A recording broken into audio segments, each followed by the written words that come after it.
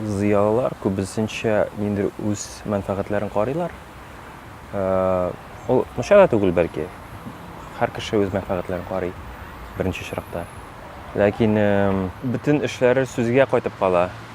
Минемчә, беренче яктан эш эшләргә кирәк, аннары нәрсәдер теге әйтергә минемчә.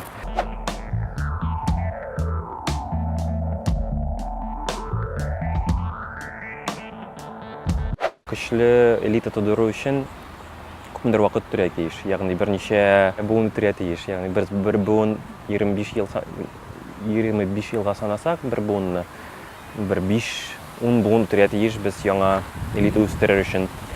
Ягъни иске кешеләр, совет заманын хәтерләгән кешеләр, хәзерге заманны хәтерләгән кешеләр һәм яшәгән кешеләр китәргә тиеш. Һәм яңа кешеләр барлыкка килергә тиеш минемчә. Чөнки мондай эшләрдә бер кеше күп эшли алмый, монда команда дип инде команда түгел, элита буларак менә бер группа эшләргә тиеш. Без бик әз, безне санасак, без бик безнең тавышыбыз ишетелми беркемгә дә әлегә. Һәм хәзерге халатны бик теге пессимистик яктан күрәм. Киләчәктә минемчә әйбәтрәк булачак. Татар аудиториясына теге яулап алган ике генә күренеш бар татарда. Ул тамадалар. Шулкадәр популяр, гаҗәеп ул. Алардан өйрәнергә кирәк. Ничек татар тамадалары шулкадәр популяр? Икенчедән, татар җырлары. Менә бу традицион җырлар индеме?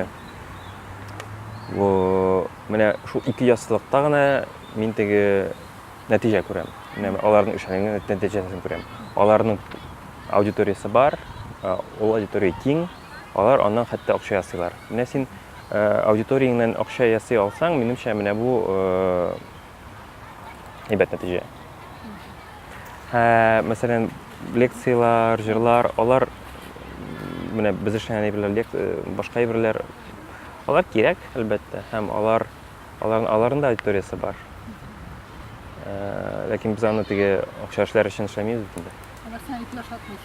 Әлбәттә, юк. Татарга карап бер әйбер дә мине ип яшатмый хәзер.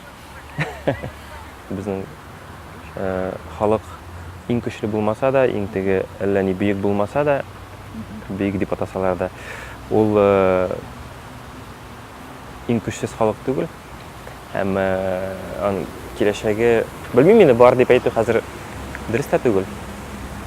Ләкин бар дип өметләнәм. Һәм булмаса бик ягъни һәр халык ул кеше кебек, аның теге яшь чагы бар, урта чагы, теге өлгергән чагы һәм карт чагы. Без карт чакта, халык карт чакта булмаса әйбәт булыр иде дип уйлыйм.